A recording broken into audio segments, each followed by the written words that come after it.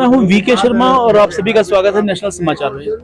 देश की हर घटना से, हर तरक्की से हम आपको जोड़ते हैं। देश की राजधानी दिल्ली में आज एक खास कार्यक्रम हुआ।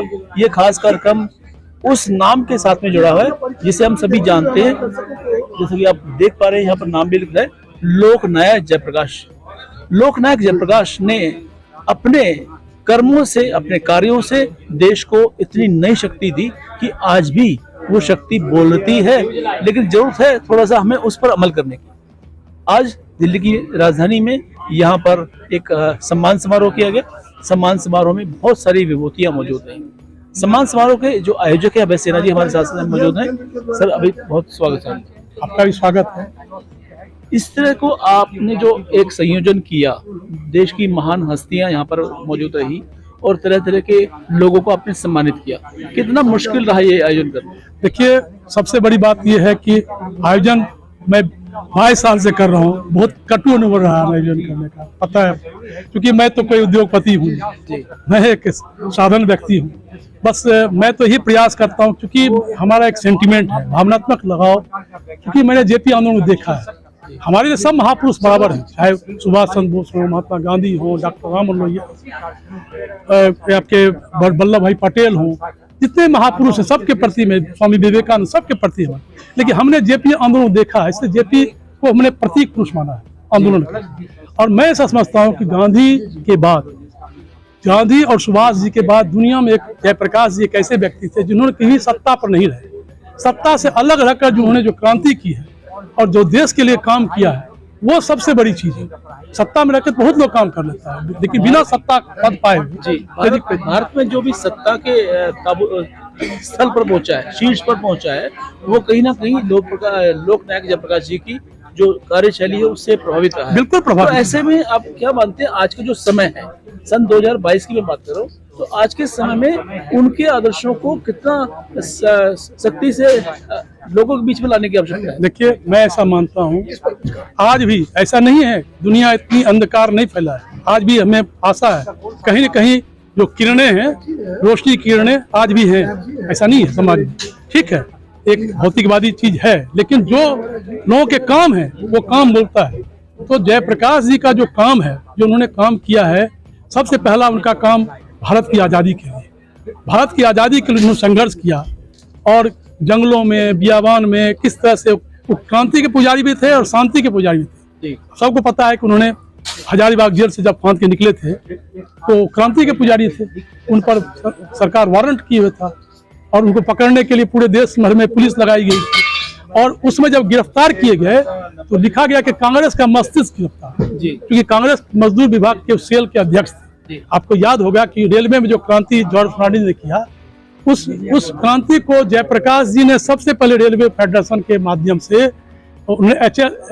हिंदुस्तान मजदूर सभा HMS बनाई थी, जिसके उसमें 5 लाख सदस्य HMS हिंद मजदूर सभा के माध्यम से उन्होंने उसको खड़ा किया, जिसकी बागडोर बाद में जॉर्ज फर्नांडिस संभाली।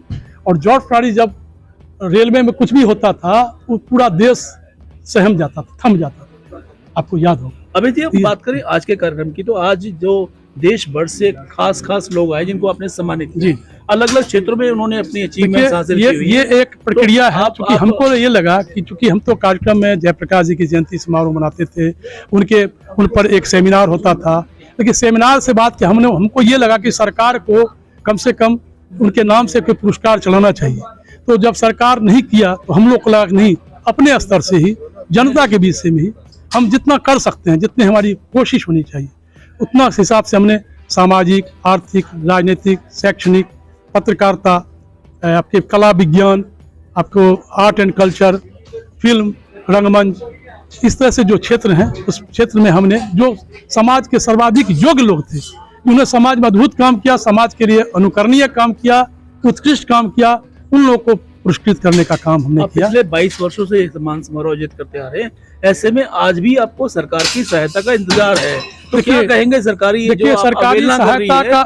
सहायता तो हम, अगर सरकारी सहायता हो तो उसमें अच्छी बात है, लेकिन हम सरकार की सहायता पर निर्भर नहीं है।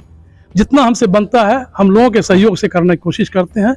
और मुझको ऐसा लगता है कि आने वाले समय में यदि सरकार सजग होगी उनको लगेगा कि नहीं भाई संस्था के द्वारा कुछ काम हो रहा है। जैसे पिछले बार आदरणीय कल्चर मिनिस्टर जो थे, संस्कृति राज्य मंत्री आए थे मेघवाल साहब, उन्होंने घोषणा कर दिया, पिछले बार जनपद होटल मेरा कार्यक्रम हुआ था, उन्होंने घोषणा किया कि यदि संस्था 20% खर्च करे तो 80% पैसा गवर्नमेंट देने को तैयार है। लेकिन मेरे पास जगह नहीं, भूमि नहीं।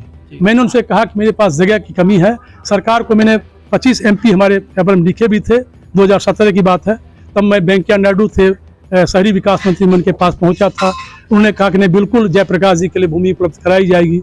लेकिन बाद में उपराष्ट्रपति हो गए और तब तक 19 आ गया, 19 के बाद चुनाव घोषित हो गया। जो चिट्ठियां हमने बनवाई थी वो चिट्ठियां सारी, क्योंकि आपको पता है कि जब चुनाव घोषणा होता है सारी चिट्ठियां, उसका कोई मतलब नहीं रहा।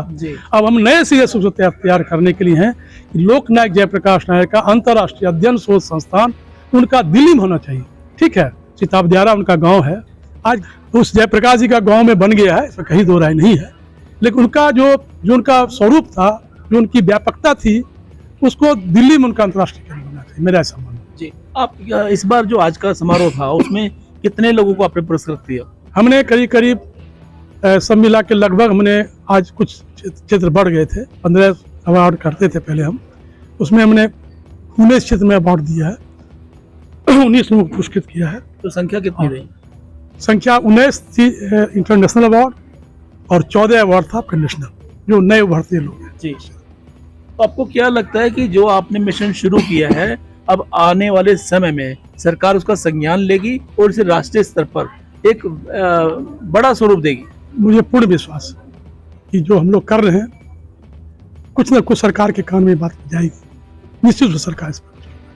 अभय सिन्हा जी है, सुबह से उन्होंने कार्यक्रम शुरू किया और अब शाम की किरणें ढल रही हैं, लेकिन थकान नहीं है चेहरे पर, विश्वास है। आत्म जागृत होकर, ये संयमित होकर अपने इस राष्ट्र प्रेम को झलकाते हैं, क्योंकि लोक नायक जयप्रकाश का नाम जहाँ जुड़ा है वहां पर सन्मति, सद्विचार और संस्कृति को साथ लेकर चलने की एक जिद सी हो जाती है। अभय सिन्हा की ये सोच आपको प्रेरणा का काम करेगी, ऐसा हमारा विश्वास है। ये मुलाकात आपको कैसी लगी और आगे किस शख्सियत से मुलाकात देखना चाहते हैं, हमें अवश्य बताइएगा। आज्ञा दीजिए, नमस्कार। धन्यवाद।